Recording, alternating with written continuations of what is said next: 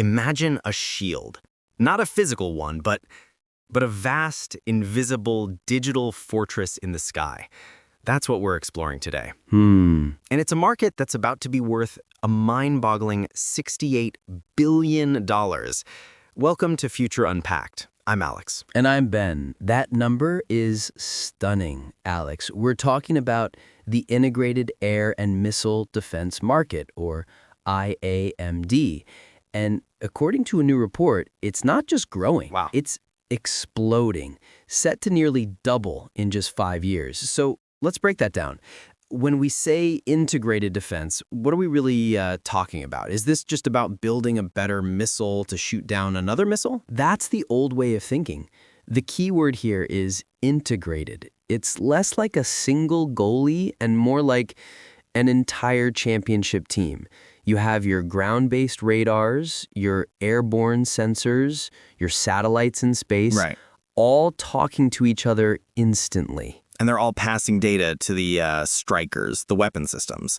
The report mentions everything from classic interceptor missiles to directed energy weapons. That sounds a lot like lasers, Ben. It's heading that way. The goal is to create a seamless, layered defense that can stop a whole spectrum of threats. Think about it. On one end, you have a slow, cheap drone, and on the other, a hypersonic missile moving at terrifying speeds. A one-size-fits-all defense just doesn't work anymore. Which gets to the big question, why the sudden, massive gold rush? Why is this market booming right now? In a word, vulnerability. The report points to a rise in asymmetric threats. That's the military speak for, unpredictable attacks.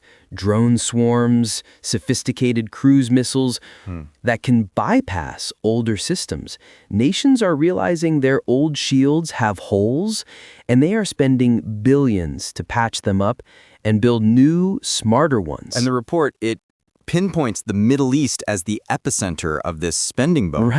It's not just an abstract idea there. It's a response to very real cross-border threats that are happening right now. Exactly. Countries in the region are rapidly buying up top-tier systems like THAAD and Iron Dome, and you see a global list of players cashing in. American giants like RTX and Lockheed Martin, French firms like MBDA, and major Israeli and South Korean companies. It's a high-stakes, high-tech global race for security. It's incredible. We're witnessing a fundamental shift in how nations protect themselves. Yeah, we are. Driven by technology that feels like it's straight out of science fiction. It's a defensive arms race happening right over our heads. It truly is. Which leads to a question we want to leave with our listeners. As these defensive shields become nearly impenetrable, they're designed to create stability. But could that same power paradoxically make a nation feel so secure that it's more willing to take risks on the global stage?